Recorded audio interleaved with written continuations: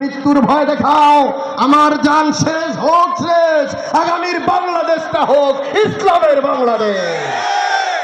সাইদি সাহেব জীবন দিয়েছে, আমরা তো নক্ষত্রগুলোকে হারিয়েছি ভাই।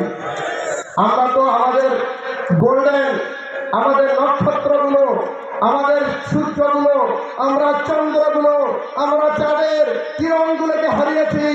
আর আমরা পাশার ভাই, তোফায়েল ভাই, রাশেদ ভাই, আমরা জীবন দেওয়ার জন্য প্রস্তুত আছি। আসো, আমাদের জীবন দাও, রক্ত দাও, এই বাংলাদেশে ইসলাম কায়েম করেই ছাড়বো। কোনো ভয় দেখে লাভ নাই।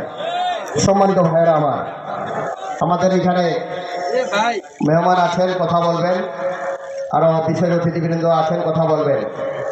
আমরা এখানে অনেক অমুসলিম ভাই, যারা সনাতন ধর্মীর ভাই আছেন, তারাও আমাদের মাঝে একাত্মতা প্রকাশ করেছেন। আলহামদুলিল্লাহ বলেন। আমরা মানুষ এখন বুঝে গেছে যে মানুষের ব্যক্তি স্বাধীনতা, ধর্মের স্বাধীনতা, মানুষের সামাজিক নিরাপত্তা, এটা সব দলকে দেখা গেছে, সব দল দেখা শেষ।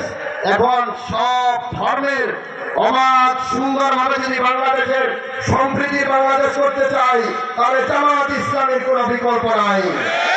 সুতরাং এই পঞ্চগড় 2 আসনে বদান দেবীগঞ্জ আসনের প্রার্থী আলহাজ শফিউল্লাহ সুফি ব্যক্তি হিসেবে যদি সৎ এবং যোগ্য মনে হয়, আমরা তার পক্ষে ভোট চাব। ব্যক্তি হিসেবে আলহাজ শফিউল্লাহ সুফির চাইতে যদি আরো কোনো ভালো ব্যক্তি ক্যান্ডিডেট আছে, আমরা তার বিষয়ে থাকবো। কিন্তু মানুষ এখন বুঝে গেছে, মানুষ জেনে গেছে, চান্দাবাজ ধান্দাবাজের দিন শেষ, আগামী বাংলাদেশ হবে ন্যায় এবং ইনসাফের বাংলাদেশ। এখনো জুলাই যোদ্ধাদেরকে অপমান করা হয়।